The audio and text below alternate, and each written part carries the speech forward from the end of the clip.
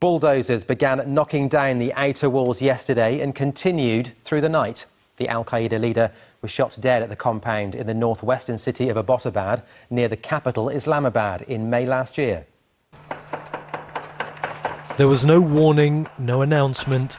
They just sent in the bulldozers to tear down bin Laden's home. The place where the mastermind of 9/11 hid for up to 5 years will soon be nothing more than a pile of rubble. It was in May that this building came into prominence in the most dramatic of ways, to the embarrassment of Pakistan. After they killed him, American Navy SEALs grabbed what material they could, including bin Laden home videos, but very little about his life is yet to be made public. Well, this demolition is taking place under a shroud of secrecy. All of that heavy machinery moved in at the dead of night, and security forces are swarming this area to try to keep us all as far away as possible. And we still haven't been given an official reason as to why the Pakistani authorities are taking down this building now. We revisit Niaz, who's a neighbour. He was one of the few outsiders who got in the compound when bin Laden lived there.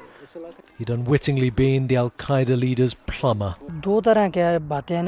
There are two reasons people here agree with demolishing the building, he says. Many feel what happened there was unjust and don't want to be reminded of it. They also hope things will get back to normal. That must be Pakistan's hope too. But just because the compound's being razed, it doesn't mean the uncomfortable questions about why bin Laden was found under the nose of the Pakistani army will go away. Aleem Maqbool, BBC News, ABBOTTABAD.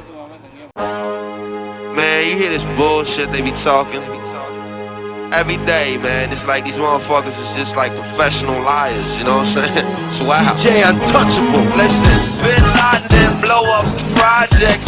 It was you, nigga. Tell the truth, nigga. Bush knocked down the tower. Tell the truth, nigga. Bush knocked down the tower. Tell the truth, nigga. Bin Laden didn't blow up projects. It was you, nigga. Tell the truth, nigga. Bush knocked down the tower. Tell the truth, nigga. Bush knocked down the tower.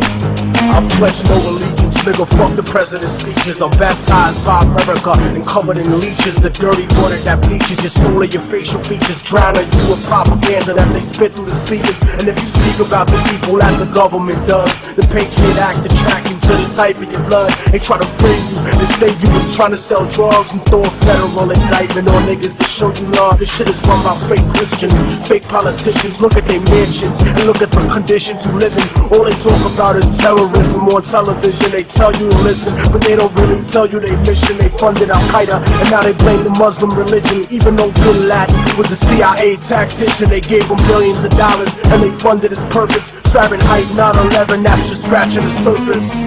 Bin Laden didn't blow up projects. Yeah, it was you, nigga. Tell the truth, nigga. Bush knocked down the tower. Tell the truth, nigga. Bush knocked down the tower. Tell the truth, nigga. Bin Laden didn't blow up projects. It was you, nigga. Tell the truth, nigga. Bush knocked down the tower. Tell the truth, nigga. Bush knocked down the tower.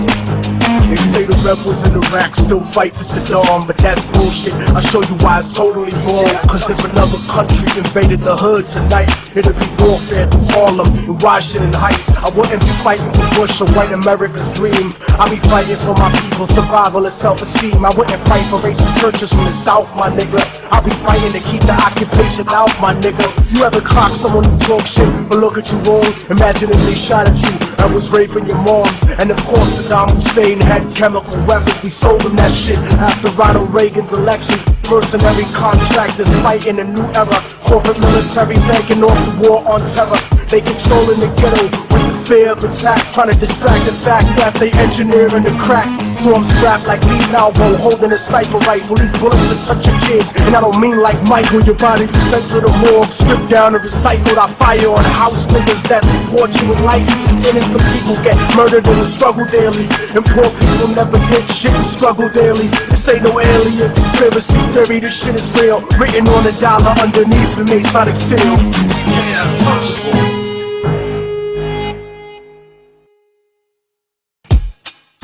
Immortal technique, Harlem streets.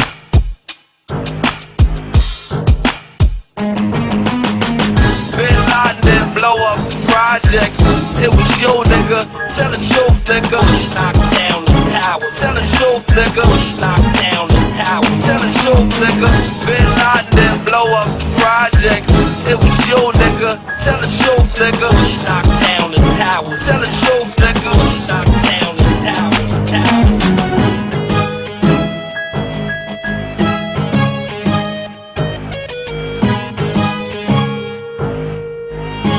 DJ Untouchable. Yeah. I break your camera. How about that? That proves that Mr. Galileo was correct in his findings. When the building went down, my first reaction was, well, let's simply replicate what was there.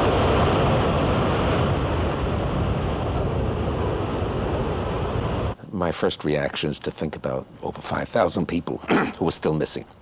The families of those people, the tragedy, the magnitude of it. However, I firmly believe that we should rebuild. I said, you know, we've had such terrible loss of life. Maybe the smartest thing to do is pull it. And they made that decision to pull, and then we watched the building collapse.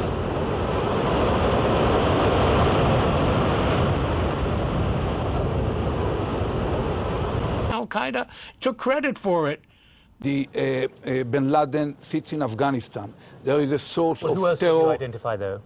Because we're not saying he's responsible for this necessarily. No, we don't say that he's responsible. Iran, Iraq, Libya, North Korea, these kind of states should be treated as rogue states.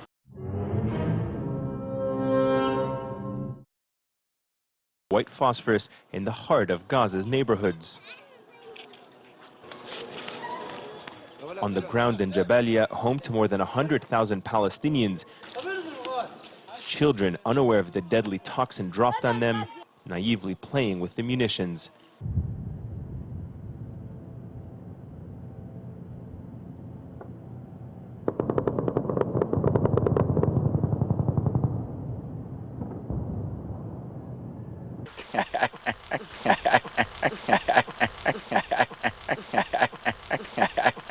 Out of sight and out of touch.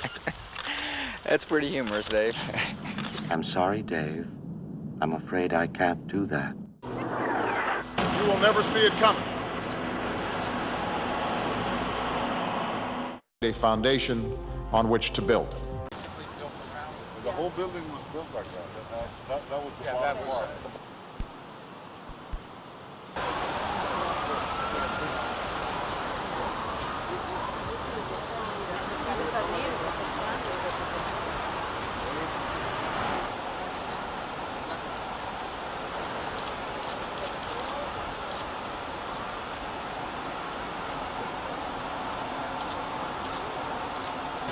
Those that got killed in Pennsylvania, those that got killed in Washington, and there was a bomb that killed a few people at the World Trade Center in 1993. And you see the lights coming through.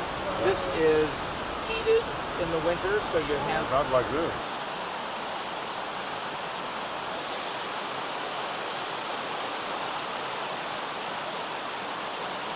Build on that 16-acre site, build a 2 million square foot building on that site. Last winter, the FBI was praised for its speed in cracking the case of the World Trade Center bombing and bringing 4 suspects to trial. Now, there is some evidence that the FBI may have known of the plot in advance through an informant and might even have stopped the bombing that killed 6 people.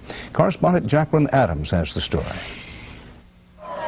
FBI agents might have been able to prevent last February's deadly explosion at New York's World Trade Center.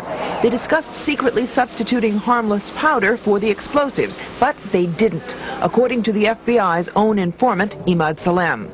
Unbeknownst to the FBI at the time, Salem recorded many of his conversations with his handlers. I'm holding 903 pages of draft transcripts. William Kunstler represents Sheikh Omar Abdel Rahman and several others charged with conspiring to blow up a series of New York City landmarks 4 months after the World Trade Center bombing. That case has not yet gone to trial. Kunstler confirmed newspaper reports of the Salem transcripts. In one, Salem complains to an FBI agent, "Since the bomb went off, I feel terrible. I feel bad. I feel here is people who don't listen." The agent replies, "Hey, I mean, it wasn't like you didn't try and I didn't try. You can't force people to do the right thing." There is material in here to show gross governmental misconduct.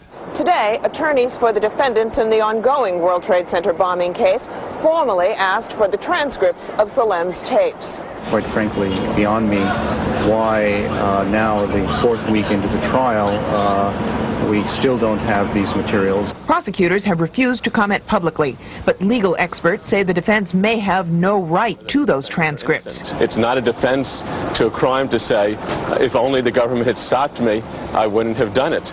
So this isn't material that ordinarily the defense would be entitled to. In court today, a witness from the Ford Motor Company linked debris recovered from the explosion site to a Ford van owned by the Ryder Rental Agency, the same agency where defendant Mohammed Salamat was arrested less than a week after the bombing.